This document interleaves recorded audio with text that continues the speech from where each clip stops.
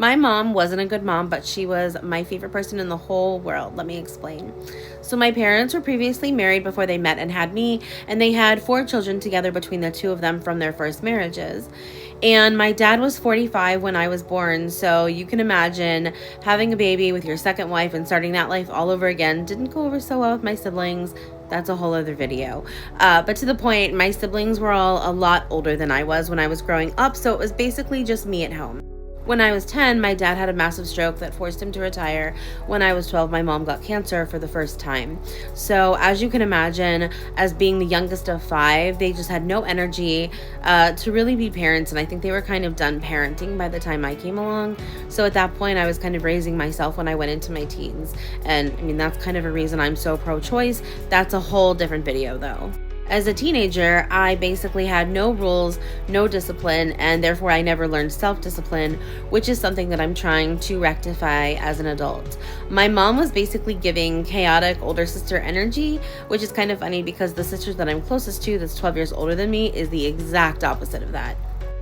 My mom was my best friend and my greatest confidant and just my absolute favorite person. But of course, because of like the lack of parenting and trauma I experienced growing up, we did have some issues that we ran into. We actually did some couples counseling for mother and daughter, trying to rectify that when I was in my 20s. Therapy made such a huge difference for our relationship. She really heard what I was saying, and up until the day she died, I think she was genuinely really sorry about how her actions impacted my life so much. And now that I'm a mother, I have a lot of thoughts about all this. I know now how important boundaries and discipline are. And I know I'm going to struggle, especially when my kids are teenagers, because I firmly believe they need to have a good parent, and I don't need them to like me or be my friend when they are teenagers. Eventually, they're going to grow up, and I'm sure our relationship will change, and we'll be great friends when they're adults. But when they're teenagers, that's the most important time that kids need boundaries and they need discipline.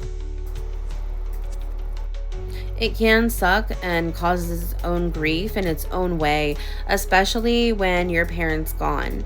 But now all I know is that I can use what I learned not to do growing up to be a better parent for my kids and hopefully make my mom proud by learning from her mistakes and continuing to break generational curses so that I can be a better parent, learning from her mistakes for my own kids.